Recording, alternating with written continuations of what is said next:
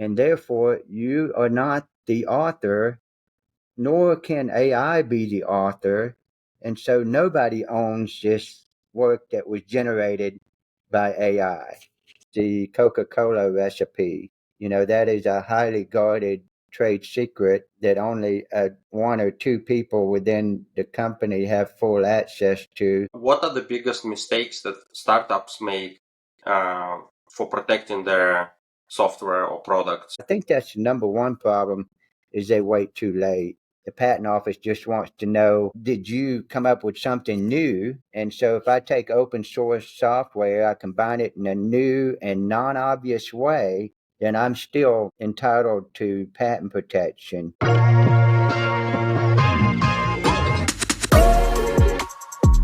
Welcome. This is an Hour of Innovation podcast. I'm your host, Vit Lyoshin. Protecting your technology and intellectual property has never been more important, especially in the fast-moving world of AI. Vincent Allen, an intellectual property and technology law expert, joins me today to explore how startups can safeguard their innovations. Welcome, Vincent. Thank you for joining me today. Absolutely. Glad to be here, Vit. Yeah, great. All right, why don't we start with tell us a little bit about what you do, so we have a little bit an idea of your background, and then we'll jump into the topics. Sure.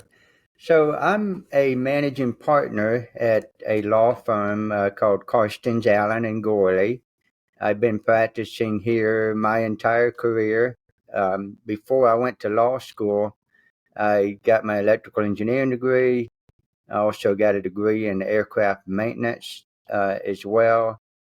And I grew up working on a farm, so I became pretty good at taking things apart and putting them back together. And that we do a lot of that in our law practice today, even though it's not mechanical items. We're trying to, look at technology, dissect it, determine how it might be protected using intellectual property, or how it might be a danger or a risk if it's used the way it's been designed. And so our practice includes both intellectual property law and technology law. And over the past 2 years, we've been developing a pretty significant AI law practice area. And my colleague Rob Taylor and I have been going around the country talking to various groups about artificial intelligence and some of the implications that come into play when using AI, including both protecting intellectual property as well as complying with legal risk issues that might come up. Okay, great. So let's start with intellectual property items, and what are the biggest mistakes that startups make for protecting their software or products? Well, I'd say the biggest mistake is probably waiting too late to try to consider how you're going to protect your intellectual property. Obviously, it depends on the startup, but from the very beginning, you need to make sure that you have proper agreements in place with the founders, for example, or even developers. Let's say you hire a software developer, where you need to make sure that that software developer has an obligation to assign over any intellectual property rights to the company, because if you don't, he could own it. Similarly, looking at how you're going to protect it once it's been developed, and you can practice the invention, or you have enough detail to disclose what the invention is. What do you want to do? Do you want to file a patent application? Do you want to try to keep it secret? Is it possible to keep it secret? So oftentimes what I find is they wait too late in the process. Sometimes they've already rolled a product out to market, and it may very well be too late to file a patent application on a piece of software, for example, because they've been using it for more than a year. We have a 1-year grace period in the US, but but still, that's not ideal. Ideally, you file it before any public disclosure or sale of your invention. So I think that's the number one problem, is they wait too late. I see. Okay.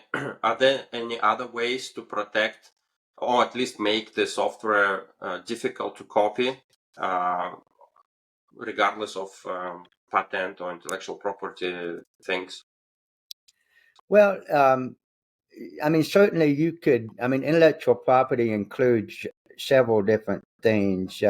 Patents and trademarks are one of them. Patents protect useful ideas or inventions, but you have to disclose that to the patent office, and eventually it gets published in a published patent application about 18 months after filing.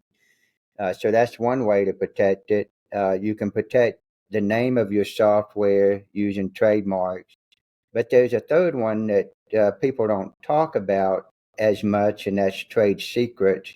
And trade secrets is another way that you can protect your ideas, your developments, provided that you can keep it secret, and also provided that you have taken appropriate measures to maintain that secret in a confidential way. So you have to put measures in place within the company that are geared toward making sure it never sees the light of day.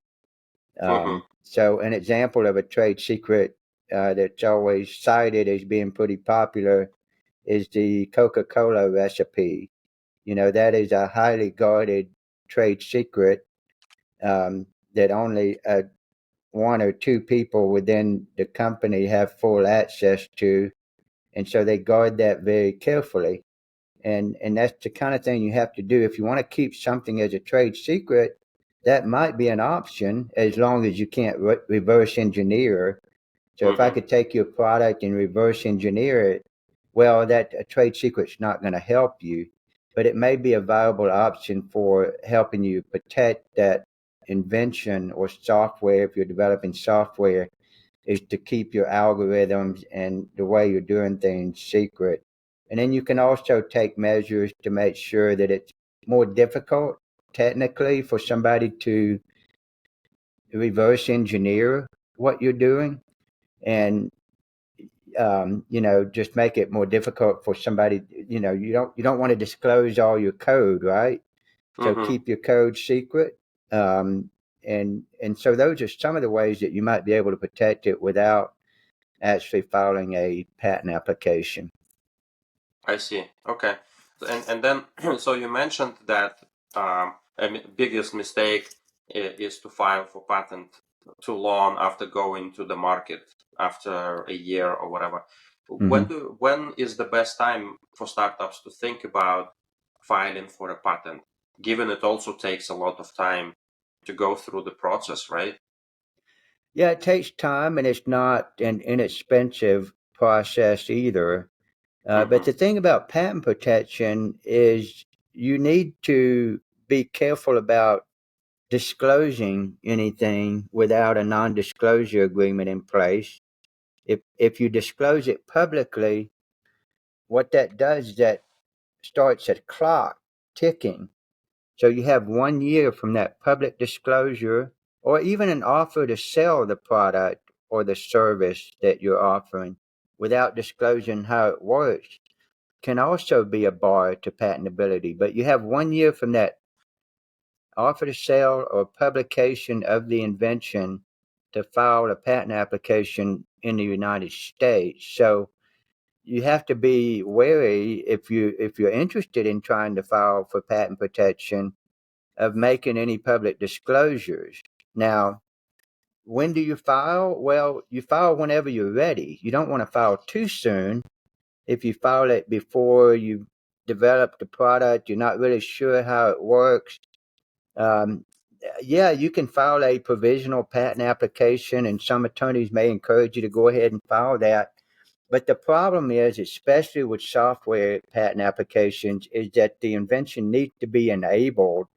And so if you don't provide enough detail in that patent application that somebody with skill in the art can practice the invention without undue experimentation, then it's not worth the paper it's written on. So you've got to have that detail. And Mm-hmm. so, but once you have that level of detail, you don't have to have a finished product, but you've got enough detail that you know how the patentable or the inventive aspects of your solution are going to work. And somebody with skill would be able to understand that. Then that's the point where you want to file your patent application. And what that does is that gives you a filing date, and it again we're on a first to serve. First to file system. So the first person to file a patent application on that invention is the one that's entitled to protection. Even if I invent it later, but I file first, I'm the one that gets a Mm-hmm. patent over somebody who invented earlier. Okay. And then for how long does that protection last? So for patent protection, you get 20 years from the date of filing the patent application. And so it may take a couple of 3 years before you actually get a patent unless you do what's called prioritized examination. Mm-hmm. Then you'll get an office action and you can prosecute it more quickly. But even though you take a long time to prosecute the patent application, you still only get 20 years from the original filing date once that patent does issue. Okay. So, and then another question about open source. If the product is using open source technologies, does it affect in any way the patent of the whole product? Well, open source can be problematic in terms of not from the patent perspective, but just from in terms of being able to claim proprietary rights in your software. Now, Mm. um, the and typically the way these open source licenses work, and there's different variations of open source software, but some of it requires you to disclose all your code and give a license to everybody else. Now, Mm-hmm. there's some ways to get around that. If you can show that, well, my software is just a standalone piece of software, but I'm making calls to a piece of open source software, then maybe I can still claim my development as proprietary, and then I can get a patent that covers the whole combination together. Patents don't care necessarily if you're using open source or not. The Mm-hmm. patent office just wants to know, did you come up with something new? And Mm-hmm. so if I take open source software, I combine it in a new and non-obvious way, then I'm still entitled to patent protection. As far as marketing that, though, that's another thing. You've got to look Yeah. at the terms of the open source license to make sure you comply with that. Yeah. Yeah. Okay, I understand. And then, so you mentioned trade secrets, and as I understand, there is no like a paper or anything about that. The company decides, well, this is our secret. We're not going to tell anybody about this particular thing. But then, if it leaks, is it enforceable somehow to employees or to competitors if the company noticed that they actually leaked it? Yeah, that's a good question. So, trade secrets, we talked about them before. They're trade secrets and they're valuable so long as you keep them secret.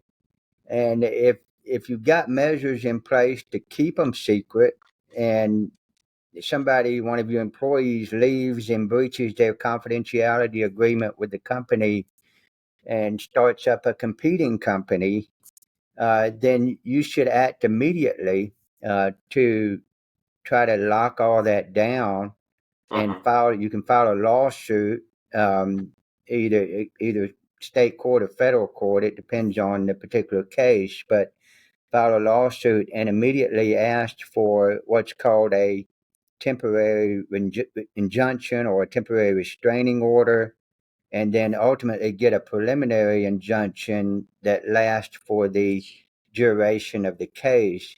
And so what does that mean? Well, that means I'm going to the court and I'm saying, well, he ran off with my trade secrets. It is a trade secret, and this is why. And you should issue an order that requires him to stop disclosing that. So you may be able to stop further disclosure of the invention or the trade secrets that way. So it's important to act quickly. And when you do act quickly and with force, many times that lawsuit will get settled very quickly as well. Mm-hmm. Are there any industries or categories of companies, if you will, where it makes more sense to go with patent versus trade secret? Or it doesn't matter, it's a choice Well, for the I do company? think that, some industries, like the software industry, you may want to consider whether you can keep something secret. And things develop so rapidly that sometimes it's hard to stay ahead of everybody. So Mm-hmm. if but it really kind of depends on what it is that you want to try to protect. If you've got some architecture, particular software architecture that you think will stand the test of time, and yes, people might make changes to it and make variations on it, but I've got something that's really unique, and I want to protect it, then you may want to consider filing for patent protection. Other industries like mechanical products and industrial, that very well suited for patents. Mm-hmm. They typically have a long lifespan and are more easily protected by patents. Not to discourage anybody from considering patents for the software industry, for example, but um, it can be that you might be able to keep it a secret. Whereas if you've got a mechanical device that anybody can look at and reverse engineer, or even a circuit board in some cases might be, you might be able to look at that and make your own competing product. Well, those are the products that you definitely need to file for patent protection on. But on the other side of it, if you can keep it secret, then maybe you want to do that. But you also have to keep in mind that, well, what if it leaks and then I have nothing? Mm-hmm. So what's the likelihood that that trade secret could be disclosed or inadvertently revealed to someone? Okay. Okay, I see. So let's talk about AI. And so if, let's say, a startup is training their model on some public data, in this case, who is going to be really owning the model? Because the data is public, but the company is using it to train their model. Is there any laws about that? So, in terms of ownership of the model itself, whoever created that model is the owner of it. Okay. Now, public data, if you mean data that includes copyrighted material, well, then the question becomes, did you have a right to use that copyrighted material when Mm-hmm. you were training your model? And that issue is actually being litigated, as we speak. And the defendants, such as OpenAI, are claiming that they have a fair use right to use data in that manner to train their model, and therefore there's no copyright infringement. But it remains to be seen how that's ultimately going to turn out. But it's a risk for the people who are developing models. If you're using copyrighted material without permission, um, then that's a risk for your product and whether you're going to be able to use that model at some point in the future. So, best practice, if you're developing a model, is to develop it using data that you have the rights to use, and that you make sure you do have those rights, and that you document that, so that if there ever is an issue with your particular model, then you've got evidence that you had permission to do all that. So let me ask you a specific example then. Like, let's say I have in my iTunes, I have thousands of legally purchased songs from artists, right? And then I have this AI tool that I want to train on these songs. So it will generate music for me based on these artists that I like, let's say rock or hip hop or whatever. Mm-hmm. Will that model produce music? When it produces this music, will it be illegal because it's based on copyrighted material, but I kind of owned it because I purchased it? Yeah, so when you purchase, are you saying you have purchased the music and you're using that to train the model? Right. Yeah, well, when you purchase that music, you likely didn't purchase the right to use it to train a model with, an I AI see. model. Okay. So it still may be without permission, but again, it's not pirated music, which brings up a whole nother can of worms. But it may fall within the fair use category. But fair use is something that depends on a lot of factors, such as whether you're displacing the market for that song that you use to train your model. Are you competing with those artists by having this model to produce music? And it's a fact question that gets decided by a jury. And I predict we're going to have some differing decisions in various courts. And ultimately, this is probably going to end up before the Supreme Court to make a decision about whether that is, in fact, fair use or not. Okay. And then the output of those models, can it be copyrighted?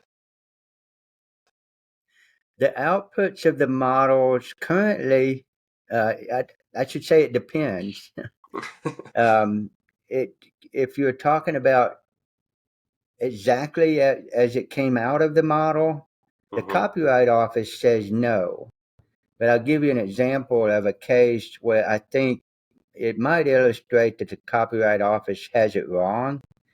And that's the Jason Allen case that's pending in district court in Denver. He created a work of art using one of the Gen AI tools, and he submitted that to it was Midjourney was the name of the tool. He submitted that to the Colorado State Fair and actually won in his category. They didn't know he used AI, found out later, and so they developed some new rules that say if you use AI, you have to let us know. And so they have a different category at the state fair now. But in the meantime, he applied for copyright protection, and his application was rejected. However, the Copyright Office said, all you have to do is disclaim the work that was generated by AI, and you can have copyright protection in your end product, which he had modified the output of Gen AI using Adobe and a tool to improve the resolution of the image. So he made some modifications, and you can see that the images are in fact different. They're noticeably different. And so the Copyright Office said, no protection in the AI generated work, but you made changes to it. We will give you protection on that. And he said, no, I want the whole thing. And so he filed suit in Denver, and that case is currently pending.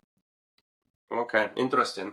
Because I heard this arguments like a year ago, or maybe even longer. Like bloggers, for example, if you write an article, post it on your website, do you have to make disclaimer? You don't, or you don't?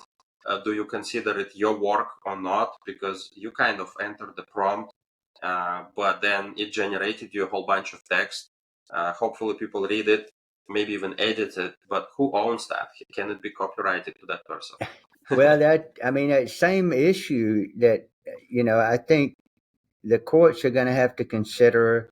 I think the copyright office is going to have to reconsider what their current rule is, Mm-hmm. because in the Jason Allen case, it was an iterative process. He hundreds of prompts that he used to generate the image that he ultimately decided that was it. And so it's not unlike an artist going through many iterations and of a work until they finally get to something that they like, or an author who's writing a poem, and they keep working on it and tweaking it until finally they get what they want. Or Yeah. a photographer who uses Photoshop to make changes to their image, and they keep working on it and tweaking it until finally they get what they want. Well, that's what he did in his case, except he's using AI. And so just using a tool like a camera, for example, Right. that's what he's doing with the AI. But copyright office says no, the AI is the one that's making the decisions about the output that it's going to generate, and therefore you are not the author, nor can AI be the author. And so nobody owns this work that was generated by AI. Interesting. So, I was thinking to compare this with camera, like taking a picture, because it's not really your painting, right? Like in old days, 200 years ago, some tool generated that image. So, but then I guess you as a photographer actually push the button, so that means that you own it, kind of. Interesting. yeah, that's right. So you push the button, the camera, does all the work. Now you frame the subject. Mm-hmm. You can change the settings, the aperture settings, although it wasn't that complex back in the day. When the Oscar Wilde photo is the one that was went to litigation, and that's where the court decided that you do get copyright protection in Mm-hmm. photographs. Um, but again, he's framing the subject and pushing the button on the camera, but that's it. Um, isn't it more creative to go through hundreds of prompts, Mm-hmm. telling AI what I want and looking at images and saying, no, that's not it, and then continuing to build on it until finally you get to an image that you like? To me, that seems like it's certainly a lot more effort. Um, and I think it adds an element of creativity as well that should be protected. Yeah. Yeah, I guess it's still kind of gray area maybe, or depends on certain circumstances. So hopefully we'll figure out and get clear guidance on this. Yeah, Because right. uh, So, and you're right. I mean, you make a blog post or you have ChatGPT, write an article for you. What can you do to make sure you are protected? Well, you can go in and make changes, make it your own, make mhm. revisions to it so it's not identical to what you got out of ChatGPT, and then you can claim copyright protection in it. Yeah, yeah. Okay. So then we also have hallucinations in AI. And if that happens, somebody's training the model, and we've seen those examples with Google and others when they just come out with something false. Um, who's liable for those cases? Is it the model? Is it the companies, the training data? Well, it can be, who's liable? Ultimately, whoever's using that piece of software to accomplish a particular purpose, Mm-hmm. um, they have to make sure that they have the measures in place to be sure that the output that they're looking for is appropriate, and that it doesn't cause risk that might violate the laws Mm-hmm. when it comes to the use of something like Gen AI. But to answer your question, any of those could be liable in a lawsuit. If the plaintiff's attorney could establish that the model developer was negligent in the way that they put data in, knowing that it was biased, for example, and knowing that people were going to use that model to make employment or hiring decisions. So that maybe the model developer would be liable in that situation.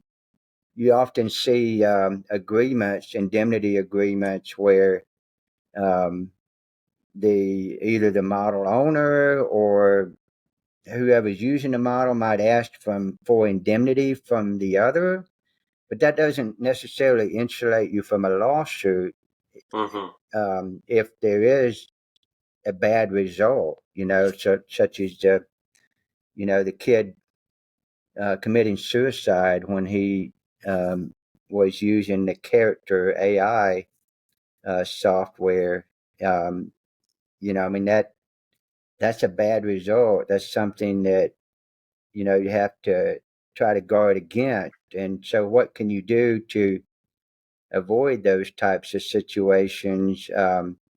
Well, you can have somebody help you vet the model, like my colleague Rob helps companies from start to finish, looking at how their AI models are working for a particular use case, what prompts are being used to go into the model, and then do you have the appropriate warnings on the output that are needed to help insulate you from liability? So there's a lot of things that you can do to try to mitigate the risk, but anybody who has a hand in this needs to be concerned about either using a product or selling a product that might cause harm to somebody in some way. Yeah. Okay. So I guess I'm thinking about the same as like a critical thinking application when you're reading some news or articles or any information online. Basically, somebody's posting something, because by default you don't know whether it's true or not. It's just somebody saying something, and it depends. If you trust the person enough, you probably believe. If you don't, then you don't. And probably same applies to AI, because we should not just trust it by default, right? We need to just verify those things and apply certain critical thinking and see if the result makes sense or doesn't make sense. If you don't know, well, ask somebody else, verify. I think those practices can help people protect themselves when they see something as an output from the models. Yeah, that's exactly right. I mean, I think it's super important. I mean, there's a lawsuit where an attorney filed a brief that was generated by ChatGPT, and it gave false case sites in support of the brief. But he made the mistake of assuring the judge that he checked all these citations and they were correct. And then the judge found out later that they were not correct. They were just made up. And so he was sanctioned by the judge for that improper conduct before the court. But to me, it seems simple. Yeah, you need to check your work, right? I mean, you don't just rely on ChatGPT or whatever you're using to give you the right answer. You want to make sure you look at the sources. If it's an important matter and something that you're really not knowledgeable about, then you need to make sure you're looking at the sources and verifying, or talking to somebody who does have knowledge in that area to verify that before you put it out to the universe. Yeah, I think that's why maybe they started adding those links as a sources in the when you're using ChatGPT, Grok, whatever. They put little links to where they got this information from. That's right. And have you noticed that sometimes you click on those links and you can't figure out where you can't figure out how they got that from the link? So you can get supporting resources, but you still need to read it and make sure it actually supports it. Yeah. That's that's a long way, I guess, with regulations and laws and just training people. I guess people need to get used to this, and how to properly use all these things. So then about these hallucinations, I just want to finish this really quick. Are there anything companies can do to protect themselves from this, like biased or false information that may leak to people and they may get upset or complain or file lawsuit against the company? You mean in the context of using an AI tool? Yeah, like let's say I asked something, ChatGPT told me something that is not really factual, and then I decide I want to sue them because that upsets me so much, or something like that. Can they put some sort of disclaimer, or can they protect themselves somehow from this happening? Um, Anything they can do at all? Well, so are you referring to ChatGPT, like the OpenAI, or are you referring to a company like, my law firm where people might be using the No, AI I'm tool? I'm talking about the Gen AI tools like OpenAI, Google, Copilots, Hmm. Grok, all those big names, basically. Yeah, so if a company is using these tools in-house, of course, I think it makes sense to have a policy in place for the employees to make sure, A, they're not sharing confidential information with models that might be using that information to train the model. Mm-hmm. And my understanding from reading some of the material about Copilot is that Microsoft says we don't use your data to train the model. At least if you're using their enterprise version of Copilot, we're not using your data to train our model, so you can be assured that it's not going to leak. So that's one thing you want to make sure is you have the policy in place with employees to avoid inadvertently sharing either secrets of the firm or secrets of customers that the customers may not want to be divulged. So that's a pretty important part of it as well. But Mm-hmm. then you can also, if you have specific products that you're using and you've developed certain use cases for whatever it is, maybe you're using it to screen resumes, for example. Um, you can have disclaimers, and it's a good idea to put disclaimers on the outputs of that system so that uh, you can ensure that your employees are, doing a proper job with, not just relying completely on an open source model to give Mm-hmm. them, the answers to the questions. Yeah, I see. Okay, yeah, that makes sense. I just wanted to make sure the company is kind of doing their due diligence as well, and helping people understand. Like I know OpenAI, right from the beginning, they said, don't trust this data, verify it. But still, many people, people are always people, so Oh somebody's no, gonna and the trust it. thing that's problematic about it is that it seems so smart, right? I mean, you ask it a question and it Yeah. spits out this long, beautiful answer, um, and people tend to trust it because it has a good demeanor, I guess, for lack of a better word. It seems Mm-hmm. trustworthy. Um, but I think, the more people use it, the more they understand that it can give you bad results, that it Yeah. can hallucinate, and that you do need to be careful about how you're using it. Yeah. Okay, so let's talk about international laws and specifically with AI, and how are the laws different between different countries? Is it a huge difference if U.S. Companies doing something internationally, for example? How challenging it is for them?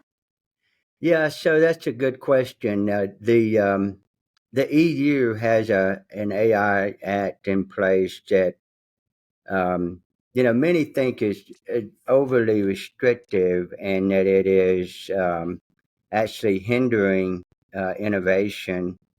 And so we've had some clients who've decided, or may have, either they don't market the product in Europe, or they've decided they're going to have a different product for Mhm, use in Europe because of the burdensome requirements that the EU AI Act provides. And the US, on the other hand, doesn't have any federal law related to AI, but of course, there's a lot of other laws that come into play depending on the particular use case that you might be looking at. The banking laws, employment laws, all of mhm, those are still there. So you do have to make sure that you're complying with the regulations that might be applicable to your particular use of the AI software. There's been some states, like Colorado comes to mind. They have a AI Act as well that has some record keeping requirements in it. We have an office up in Denver, and I was up there a few months ago at an event for technology companies, and there were some complaints at that conference about how the AI Act was burdensome on companies, startups that are trying to develop new products, and mhm. they voiced concern that it might hinder innovation, make companies or startups choose somewhere other than Colorado to go and develop their product. Um, Texas actually has some legislation right now that is in the works. It was fairly similar to the Colorado Act, but I understand it's since been amended such that it really only applies to government entities and not commercial entities. And so that kind of eliminated a lot of the concern that the technology Mhm. companies here had over the implementation of AI laws. But I'm not opposed to regulations where they're needed. I think we need to, make sure that we're going about that in a way that we're not just passing regulation or laws just because we're scared of AI and may not know what it would do, but there's an actual problem that needs to be addressed. And just like we have with all prior laws, there's typically a problem that causes a risk of injury or a risk of harm, and so laws get passed in response to that. So I really think that's what we need to do in the case of AI. At the same time, companies do need to be responsible about how they develop AI, make sure they're complying with existing laws and regulations that might be applicable, and that they're doing their due diligence before going to market with a particular product. Yeah, yeah, I totally agree with that. In fact, I had somebody on the podcast earlier, actually late last year, and he's a professor at MIT, and he was telling about.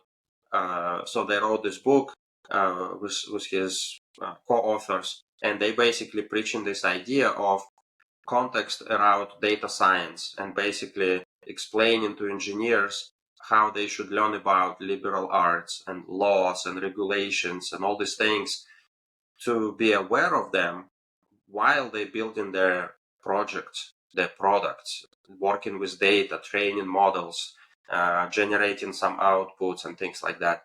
So I thought that was very, very important for engineers to understand that because they typically like to just build stuff and process like data in, data out.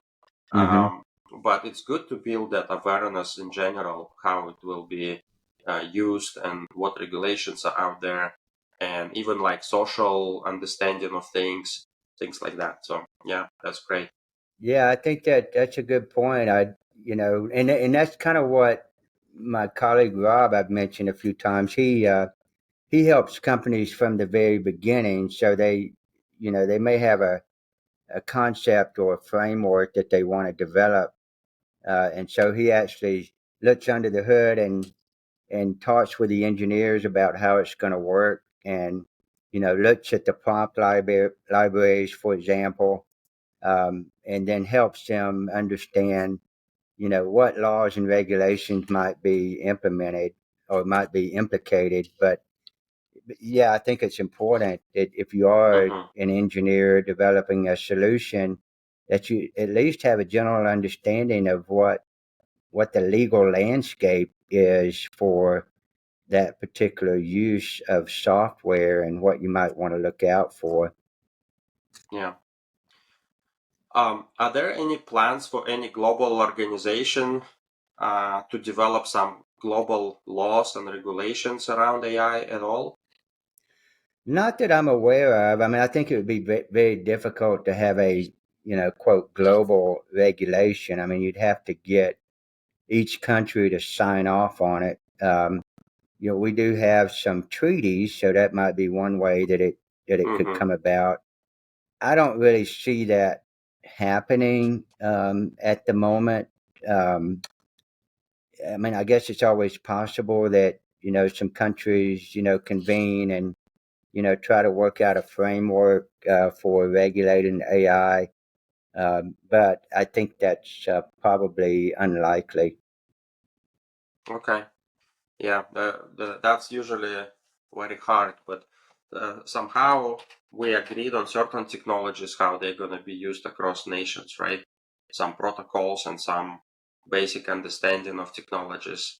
So I think we may be not there yet, but like China competing with US in AI, for example, with DeepSeek, like OpenAI is spending billions of dollars on training, and they spend like a fraction of those money, and they have pretty much the same, if not better, DeepSeek.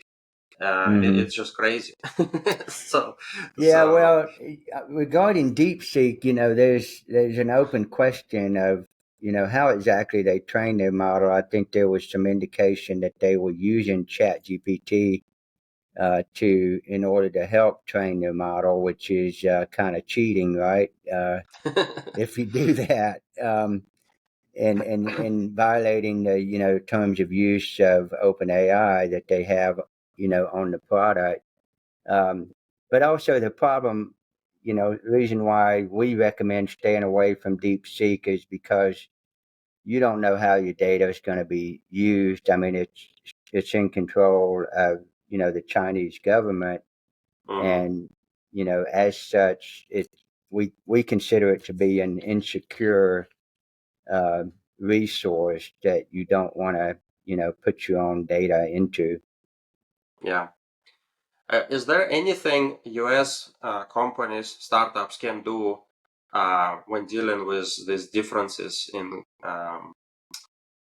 foreign regulations, I guess I should say? Somehow protect their products or their IP, anything at all they can do. Anything they can do to protect their IP internationally. Right, right. So, I mean, international protection is available for patents. So, if you have a patent pending on your product, um, you have 1 year from that application filing date to file what's called a PCT application or Patent Cooperation Treaty. And Hmm. that's essentially an international application, even though there's not really an international patent application. What it does is it allows you to buy some time before you have to enter what's called the national stage of a patent filing. And at the national stage, you would then file individual patents in whatever countries you want protection, Hmm. but you would get the filing date of your original US application. And so it's essentially a way to buy some time before you have to enter the national stage in the various countries. And that time period, for the most part, is about 30 months from the date of filing your U.S. application. So you have 2.5 years after filing your U.S. application to enter the national stage of your application. And at that point, hopefully you've got some money coming in.